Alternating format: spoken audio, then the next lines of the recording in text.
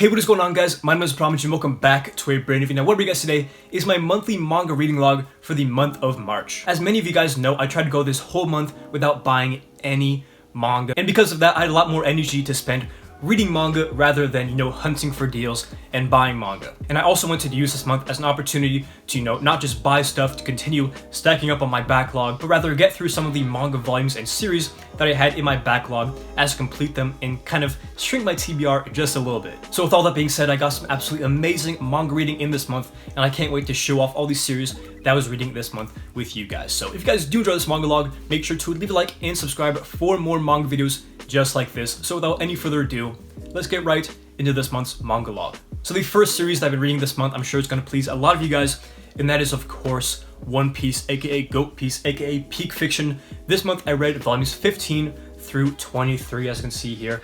Vivi on the cover with the true definition of hourglass figure. I mean, goddamn. But yeah, this month, like I said, I read volumes 15 through 23, which is basically the second half of the first box set, which is all of One Piece that I have at the moment. I was very reluctant to finish what I have of the series just because I enjoyed it so much. This volume concludes, I believe it was called the Alabasta arc, or like the Baroque's work. So I think that is basically the conclusion of that arc, and yeah, I really enjoyed it. I really enjoyed everything I've read of One Piece thus far. I can definitely see why the series has gotten such high praise from all of the manga and anime community. I mean, just the development that you get with the characters, not development, but I guess your relationship, how you feel like you kind of know the characters and the members of the crew, I think is really special. I really enjoyed the world building, the art is also fantastic, and overall I'm just super stoked to get the second box set, which I believe is coming back in stock soon. So now they can buy manga again in the coming month. I'll pick that up when I can and keep on the One Piece grind. The next series that I've been reading this month is another manga series that I wanted to keep reading but couldn't because I couldn't buy any more manga, and that is Battle Angel Alita Last Order. Now this month I believe I read volumes 10 through 15 or 11 through 15, I can't quite remember.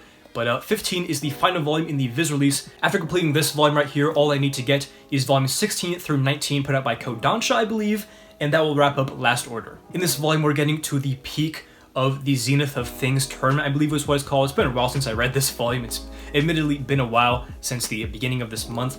But yeah, I'm really excited to keep reading this because it's just so exciting, and I really love battle and tournament arcs. And this one is one of the best I've ever read in manga. Alita has a new body, Zex has like a whole new form, he's mastered some technique, also a bunch of other crazy stuff going on in this part of the story, so I'm very excited to keep on with this one, and I'll definitely be picking up volumes 16 through 19 to complete this series very soon. The next manga series that I read this month is a series that I read from beginning to end all in this month. Granted, it is a pretty short story, but that is volumes 1 through 5 of Strain. After reading and thoroughly enjoying Sanctuary last month, I decided to pick up Strain, which I believe is by the same duo who made Sanctuary, if not just Ryuichi Ikegami, who did the artwork, the very iconic artwork for this series. I'll show off some panels here, a little bit of an interesting artwork there that I just happened to open to. But yeah, I went into this not expecting nearly as high quality as Sanctuary. Going in, I've heard some very mixed reviews about the series, but all in all, for a short manga, I thought this was a very fun and enjoyable series. There's a lot less substance and politics, which I really enjoyed from Sanctuary, but in turn you get a lot more just ridiculousness and gunfights and action, which I gotta give it up is pretty well done, other than the fact that a lot of the time when a character's about to die, they'll do an ass pull where someone will be like hiding behind a tree and they'll show the gun going off, but instead it's not the gun you thought it was, it's the gun from this guy over here who shot the enemy in the head. Like, just kind of bullshit like that really does take away from the meaningful of these climactic and I guess tense situations. It really doesn't feel like there's a whole lot of risk involved, just because every single time there is, some bullshit happens where the character miraculously gets out alive. But if you can look past that, you'll definitely find a very solid manga series. Not for everybody, because this is one of the more weird manga series that I've read, and I won't get into why, but if it sounds like something you're interested in, I would highly recommend Strain. Next up, we have another series that I read in completion, volumes 1 through 10, or maybe technically issue 1 through 10, I'm not 100% sure because these are in the comic format, but that is, of course, 2001 Nights. Now, if you watched my manga unboxing / manga haul from last month, you'll see that I unboxed all 10 comics of 2001 Nights, and I read the entire series this month, and I thought it was a very solid sci-fi series. The series basically follows humans as they, go into space, the final frontier, and just expand humankind and their technology, and they develop colonies on these planets.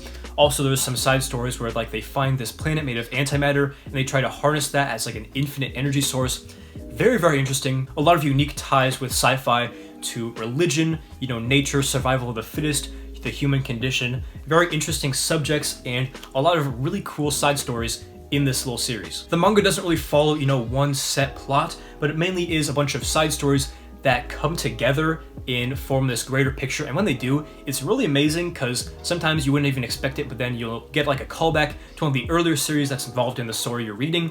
And yeah, very interesting and very rewarding at times. The artwork is fantastic, very immersive in the space setting.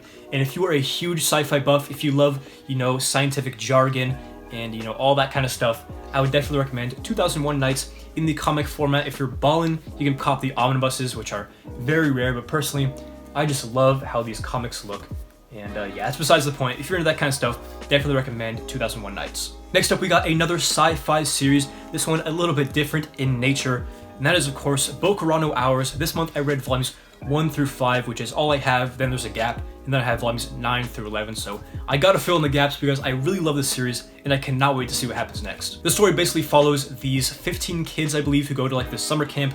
They go into a cave and they meet this like weird guy who lives in a cave with a bunch of computers, and he makes them sign this contract to play this game. And it's basically this death game where these 15 kids have to pilot this massive robot to protect their planet.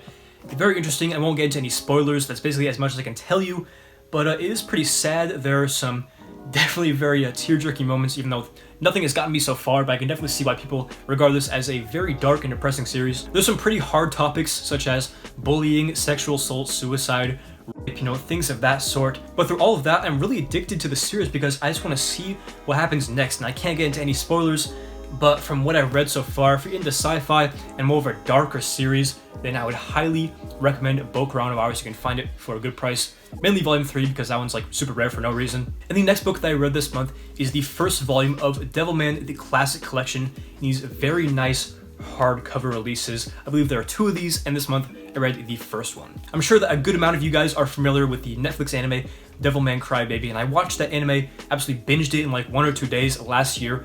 Really enjoyed it, and I finally got around to checking out the classic manga. Now, if you guys didn't know, Devilman is quite an older manga, but I'd say that this manga so far has aged really well. The artwork is meticulous and very clean. The action is drawn fantastically, and the line work complements it very, very well. I found that the story in the first half does kind of follow suit with the Devilman Crybaby anime, but then in the second half, it just goes completely nuts, out of left field. There's like time travel and all sorts of stuff. Definitely just goes off the rails, and I'm definitely very excited to get into the second Classic Collection release of this series and wrap up this series that I'm really enjoying so far. And the last manga volume that I read this month, I technically have not read to completion. I started it last night, and I have 2 chapters left, I believe, but I'm just going to read it after this video. So I'm going to include it in this video, and that is Volume 1 of Sunny by Taiyo Matsumoto. So far, I've read the first 4 chapters of this, and so far I'm really enjoying it. It follows basically these orphans, and so far there's not really like a specific plot in mind, just kind of shows individual kids and what goes through their heads, and so far it's really interesting. Of course, it's Taiyo Matsumoto, a master of manga, so I'm really enjoying this one so far. I plan on picking up the rest of this. I believe there's only 6 volumes, so I only have 5 more to collect for this series, but I plan on picking those up this month as far as April goes, and then maybe next month if I don't pick them up all in April. But yeah, super excited to keep reading Sunny, and I'll keep you guys posted on social media what I think as I read this series. Anyways guys, that's all the manga that I read over the month of March. Hopefully you guys did enjoy this little bit of a manga reading log for this month. If you guys did, make sure to leave a like and subscribe for more manga videos just like this. Leave in the comments below what was your favorite manga read of this month. So yeah, this has been ThePromG. Hopefully you enjoyed the video, and as always, hope to catch you in the next one.